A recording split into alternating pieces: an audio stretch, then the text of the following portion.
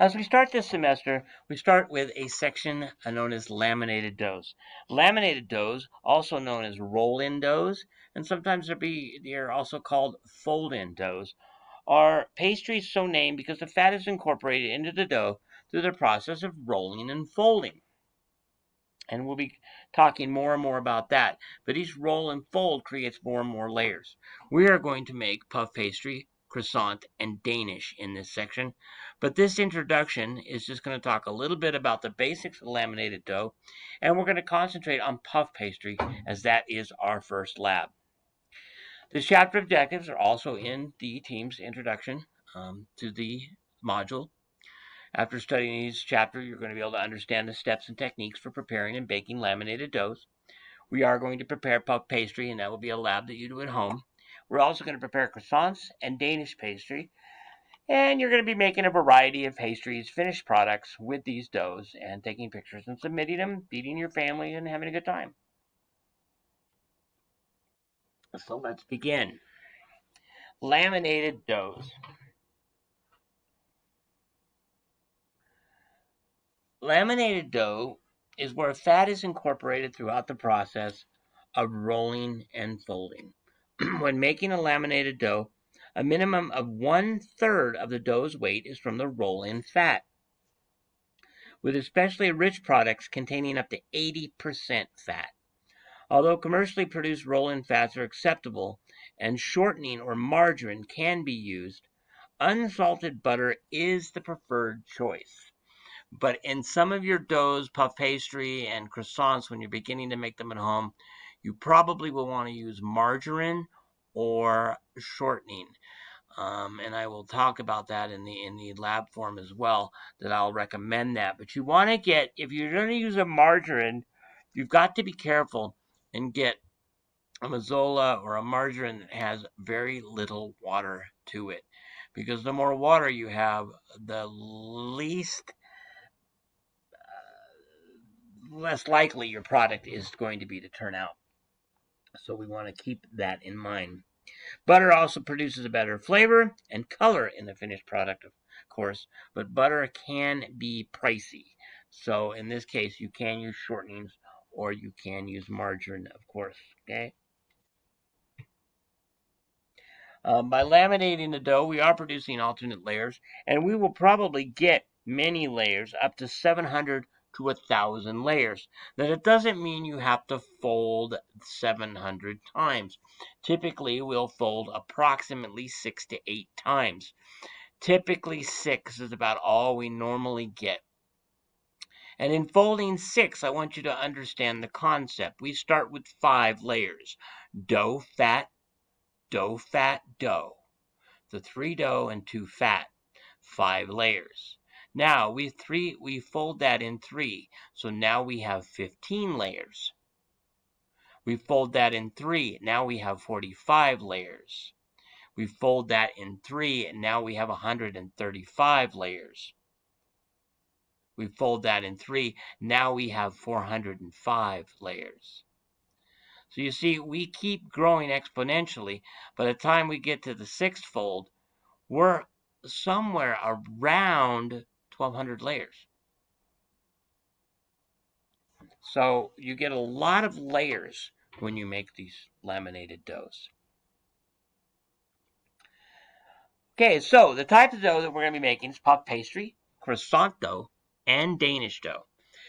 And once again, I already talked about this, but they're all referred to as a roll-in dough.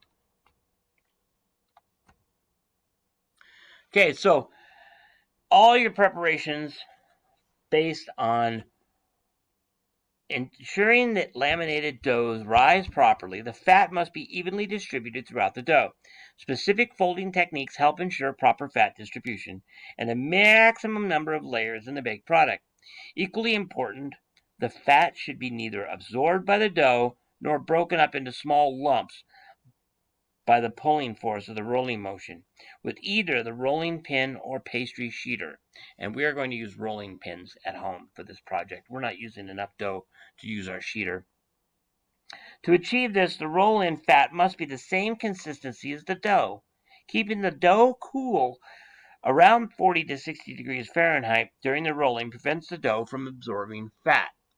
So the way we do that is we roll, fold, and then we stick back in our refrigerator for a little while, and then we roll, fold again. Okay. I talked about butter being the preferred roll-in fat for the flavor and color, but margarine and shortening, Crisco shortening, things along those lines can also be used. Lard can also be used if you want to. And lard has very little moisture, but will add a slightly better flavor than traditional shortening. Unsalted butter is the favorite, but at $3 a pound, I don't see you doing that a lot. And even if you're in school making some of these doughs, we will start with margarine until you get the technique down. So I highly recommend you try to use a butter margarine blend, maybe a 75-25, or a margarine with a low water content.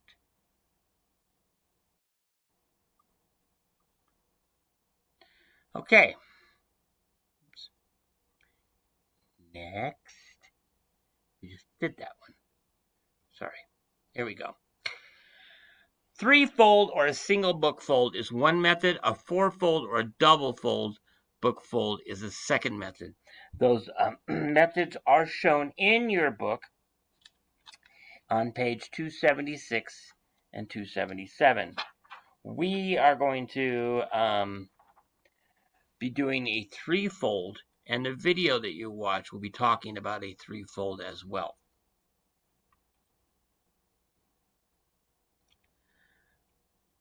All right, so let's talk about puff pastry.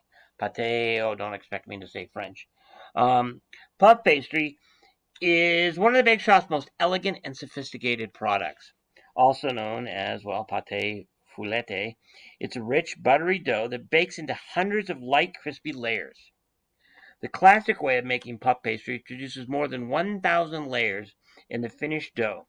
Hence the name is French for one of the more famous pastries made from it, millefeuille, meaning 1,000 leaves.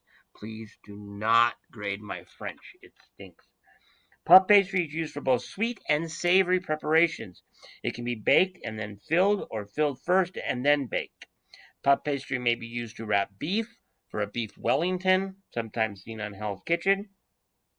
It can be wrap a pâté for a pâté en croûte, or almond cream for an apple tart. It can be shaped into shells or cases and filled with shellfish or berries and pastry cream. So see, you have a savory or sweet applications. And I will want to see 3 different shapes and 3 different applications of some puff pastry at the end of your lab. So it's kind of up to you. I would like to see at least one savory. I know you kids think sugar and more sugar is even better, but I would like to see at least one savory application of the 3.